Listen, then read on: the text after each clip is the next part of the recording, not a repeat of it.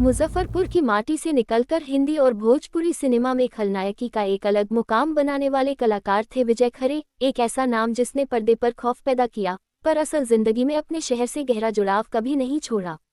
मुजफ्फरपुर के 3 पोखरिया इलाके से निकलकर विजय खरे ने करीब 5 दशक पहले मुंबई का रुख किया। उनकी शुरुआती फिल्मों में राई सज्जादा शामिल थी, जिसमें राकेश रोशन मुख्य भूमिका में थे। इसके बाद उन्होंने शत्रुघ्न सिन्हा के साथ कालका, जितेंद्र के साथ बलिदान और धर्मेंद्र के साथ लोहा जैसी हिंदी फिल्मों में काम किया। लेकिन उनकी असली पहचान बनी भोजपुरी सिनेमा में।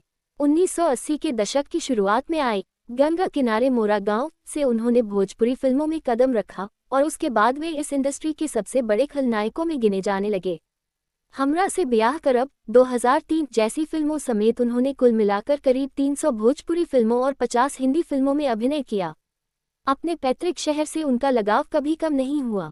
2010 में उन्होंने मुजफ्फरपुर में विजय खरे एक्टिंग अकेडमी की स्थापना की, ताकि उत्तर बिहार के नए कलाकारों को सही मार्गदर्शन मिल सके।